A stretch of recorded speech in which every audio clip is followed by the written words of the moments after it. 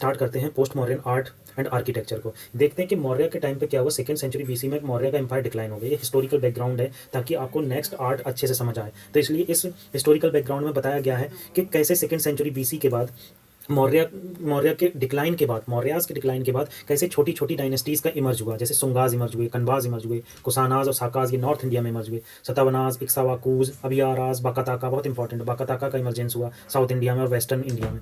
अब यहाँ पर क्या हुआ, इस टाइम पर सेकंड सेंचुरी के बाद जब मॉडर्न एम्पायर डिक्लाइन हो गया, ब्राह्मणिकल सेक्ट री इमर्ज हुआ जो वैष्णवाइट और सेवाइट होते हैं, और इस री इमरजेंस ने श्रावणा ट्रेडिशन का डिक्लाइन किया। ब्राह्मणिकल आइडियोलॉजी इमरजेंस हुई, वर्णा सिस्टम का अगेन री इमरजेंस हुआ। अब देखते हैं कि इन्होंने जैसा इसमें बताया कि रॉक कट और केव आर्किटेक्चर और स्तूपास कंटिन्यूस रहे, मगर उसमें डेकोरेशन का इस्तेमाल बहुत ज़्यादा बढ़ गया। स्कल्पचर का इमरजेंस हुआ और स्कल्पचर जो है वो अपने क्लाइमेक्स तक पहुंचा।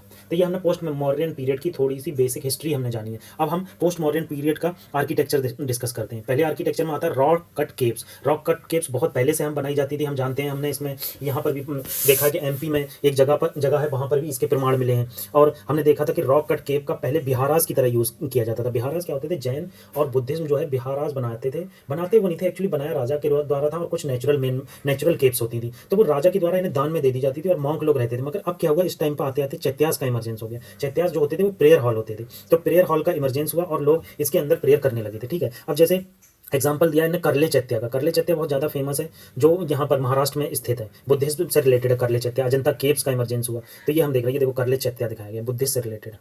और ये बिहारा एट इलोरा दिखाया, बिहारा रहने की जगह, चैत्या प्रेयर हॉल।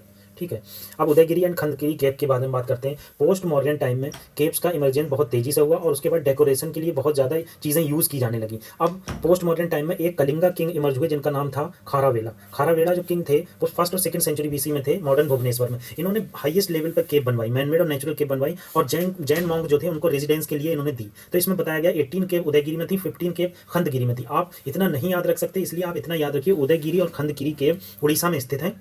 किसके द्वारा बनाई गई, ये बहुत इंपॉर्टेंट है, वेरी इंपॉर्टेंट, ये जो इसकी इंपॉर्टेंस बहुत है। ये किसके द्वारा बनाई गई, किंग खारावेला के द्वारा बनाई गई, जो भुवनेश्वर में जिनकी डायनेस्टी थी, और जैन मॉन्क के लिए इन्होंने रेजिडेंस की तरह दिया। अब उदयगिरी में केव जो इंस्क्रिप्शन यूज हुआ है उसका नाम है हाथी गुम्बा इंस्क्रिप्शन। बहुत इंपॉर्टेंट है, really really important, you should learn this. हाथी गुम्बा इंस्क्रिप्शन जैसा कि मैंने फोटो में दिखाया गया, आपको मैं दिखाने की कोशिश करता हूँ। ये हाथी गुम्बा इंस्क्रिप्शन है, आप इसे ध्यान से देख सकते हैं। ये हाथी गुम्बा इंस्क्रिप्शन है जो वहाँ पर उदयगिरी और खंडगिरी केव में बनाया गया है।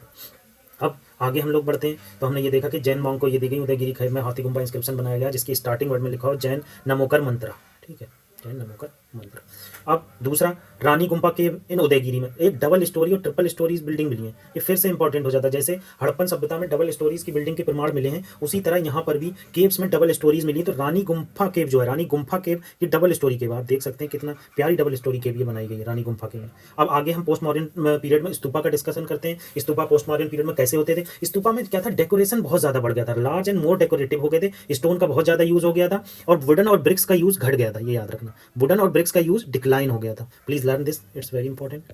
ये डिक्लाइन हो गया था, ठीक है, ये डिक्लाइन हो गया। तोरना का ब्यूटिफिकेशन बढ़ चुका था, डेकोरेशन बढ़ चुका था, और उसमें हेलेनिस्टिक इन्फ्लुएंस दिखने लगा था तोरना में। हेलेनिस्टिक और इंडियन बुद्धा में हम डिस्कस करेंगे कि मथुरा में बुद्धास की इमेज कैसी बनाई जाती थी, और ग्रीक हेलेनिस्टिक जो होता था, हेलेनिस्टिक जो ग्रीक को कहा जाता है, ग्रीक एम्पायर को, तो हेलेनिस्टिक एम्पायर कैसा होता था उसको हम आगे डिस्कस करेंगे। तो ये चीज़ आपके लिए रियली इंपॉर्टेंट है कि हम डिफरेंस जाने किसी चीज़ का, उसका इन्फ्लुएंस कितना था ये जाने, क्यों इन्फ्लुएंस था, आगे हम डिफरेंस देखेंगे तो उसको देंगे। अब जब ये मोर मॉडर्न स्तूपास हो गए, तो मध्य प्रदेश में एक एग्जांपल है जो सुंगा डायनेस्टी के द्वारा बनाया गया था। सुंगा डायनेस्टी बहुत डेकोरेटिव चीज़ों के लिए यूज़ करने लगी थी, तो तोरना को बहुत ज़्यादा इन्होंने डेकोरेट किया था। एक बरहुत स्तूपा इन मध्य प्रदेश है और एक सांची स्तूपा मध्य प्रदेश है, बहुत इंपॉर्टेंट, आप दोनों चीज़ें याद रखिएगा।